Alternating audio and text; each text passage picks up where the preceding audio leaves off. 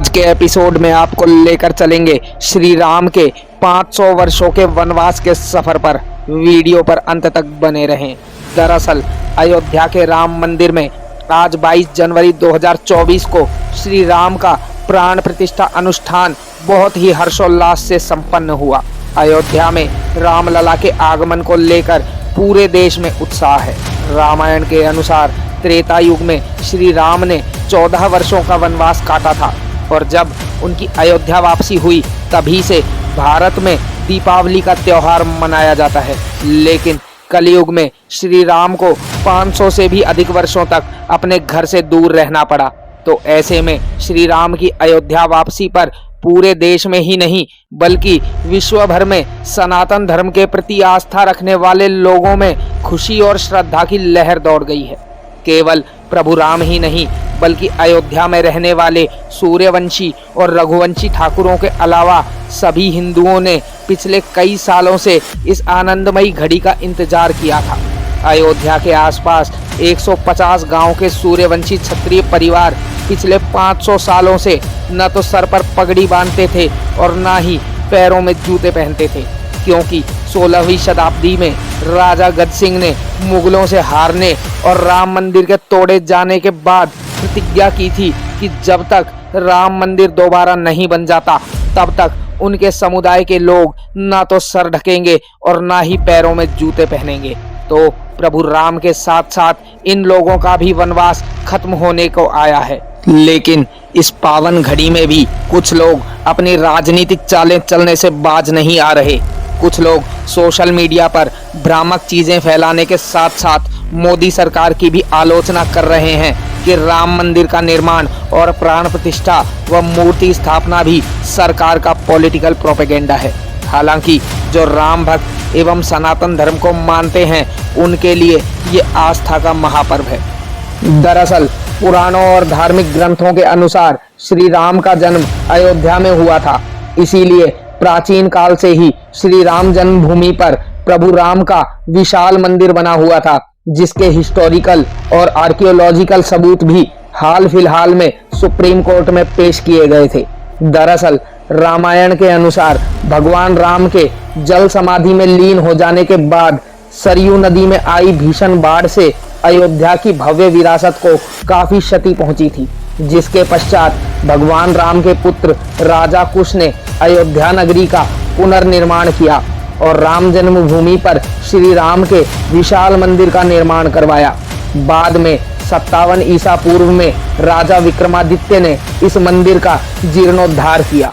इसके बाद भारत में मुगलों का दौर आया, जिस दौरान अयोध्या स्थित राम मंदिर पर 76 बार आक्रमण किया गया। दरअसल 21 मार्च 1528 को मुगल शासक बाबर ने अपने सेनापति मीर बांकी को राम मंदिर को ध्वस्त करने के लिए भेजा। उसने राम मंदिर को तोप से ध्वस्त करवा दिया और उसके स्थान पर बाबरी मस्जिद का निर्माण हुआ। दरअसल 1.5 सहस्राब्दी से भी अधिक समय तक यह मंदिर हिंदुओं की आस्था का प्रमुख केंद्र रहा था।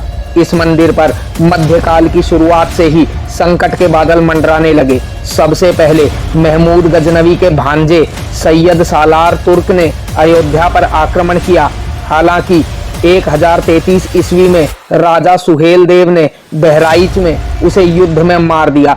फिर 1440 ईस्वी में तुर्की शासक महमूद शाह ने अयोध्या पर आक्रमण किया। 1530 से 1556 ईस्वी के मध्य हुमायूं एवं शेर शाह सूरी के शासनकाल में भी अयोध्या के लिए हुए 10 युद्धों का उल्लेख इतिहास में मिलता है।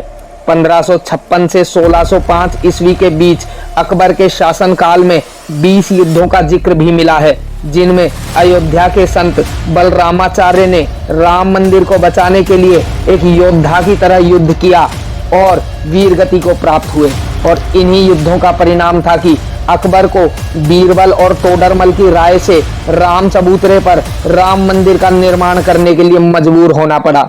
अकबर के बाद औरंगजेब ने मंदिर का नामो निशान मिटाने के लिए लगभग 30 बार अयोध्या पर आक्रमण किया। इन युद्धों में राम मंदिर का नेतृत्व वैष्णव दास, कुंवर गोपाल सिंह और ठाकुर जगदम्बा सिंह ने किया। यह भी माना जाता है कि सिखों के 10वें गुरु गोविंद सिंह जी ने कई निहंग सिखों को राम मंदिर की रक्षा के लिए भेजा था और आखिरी युद्ध को छोड़कर बाकी सभी युद्धों में हिंदुओं को राम मंदिर को बचाने में कामयाबी भी मिली थी। 18वीं शताब्दी के मध्य में मुगलों का तो पतन हो गया, पर मंदिर के लिए संघर्ष जारी रहा। बार बार के दंगों से तंग आकर अवध के नवाब सआदत अली खान ने अकबर की भांति हिंदुओं और मुसलमानों को साथ साथ पूजन और नमाज पढ़ने की अनुमति दे दी, लेकिन इसके बावजूद हिंदू और मुसलमानों में मंदिर मस्जिद विवाद चलता रहा। सन 1853 में पहली बार इस स्थल के लिए सांप्रदायिक दंगे हुए और फिर ब्रिटिश अधिकारियों ने विवादित स्थल पर दीवार बनाकर परिसर के भीतरी हिस्से में मुसलमानों को और बाहरी हिस्से में हिंदुओं को प्रार्थना करने की अनुमति दे दी। फिर 1949 में भारत के आज़ाद हो जाने के बाद मस्जिद में भगवान राम की कुछ मूर्तियां पाई गई। फिर अदालत में दोनों पक्षों की तरफ से मुकदमा दायर किया गया।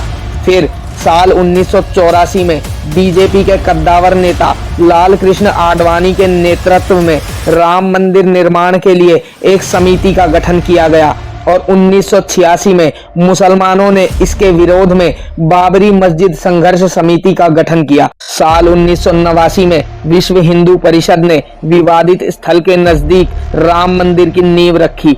फिर साल 1992 में विश्व हिंदू परिषद, शिवसेना और बीजेपी के कार्यकर्ताओं ने बाबरी मस्जिद को ध्वस्त कर दिया, जिसके फलस्वरूप सांप्रदायिक दंगे भड़क उठे और 2000 से ज्यादा लोग मारे गए। फरवरी 2022 में अयोध्या से लौट रहे हिंदू कार्यकर्ताओं पर गुजरात के गोधरा में ट्रेन में हमला हुआ, जिसमें 58 हिंदू कार्यकर्ता मारे गए और जिसे गोधरा कांड के नाम से जाना जाता है। अप्रैल 2023 में archaeological survey of India ASI ने विवादित स्थल की खुदाई शुरू की, जिसमें उन्हें मंदिर के अवशेष मिले। जुलाई 2005 में 5 हथियारबंद आतंकियों ने विवादित परिसर पर हमला किया, जिसमें 5 आतंकियों समेत एक आम नागरिक की भी मौत हो गई थी। और अंत में साल 2019 में मोदी सरकार के कार्यकाल के दौरान सुप्रीम कोर्ट ने हिंदुओं के पक्ष में फैसला दिया और राम जन्मभूमि पर राम मंदिर बनाने की इजाजत दे दी। साथ ही मुसलमानों को मस्जिद के लिए राम मंदिर से दुगनी जमीन भी उपलब्ध करवाई। इस फैसले से हिंदू और मुसलमान दोनों ही खुश हैं। और फिर 22 जनवरी 2024 को वो सुखद क्षण आया जब राम मंदिर में श्री राम की प्राण प्रतिष्ठा संपन्न हुई। पूरे भारत में आज दीपावली मनाई जा रही है, तो यह थी प्राचीन काल से आज तक की राम मंदिर संघर्ष की दास्तान। इस पूरी दास्तान में और भी बिंदु और तथ्य शामिल हैं, जिन्हें एक वीडियो में समेटना आसान काम नहीं है। हमने आपको राम मंदिर संघर्ष से जुड़े कुछ मुख्य बिंदु ही इस वीडियो में बताए हैं। हालांकि श्री राम का यह वनवास बहुत ही तकलीफ भरा रहा, परंतु आज असत्य पर सत्य की जीत हुई है। हम सभी देशवासियों से अपील करते हैं कि धर्म के नाम पर ना लड़ें और भारत में सभी धर्मों के लोग आपस में मिलजुल कर रहें। अगर आपको यह जानकारी पसंद आई हो तो वीडियो को लाइक और चैनल को सब्सक्राइब करें। जय श्री राम, जय हिंद, जय भारत।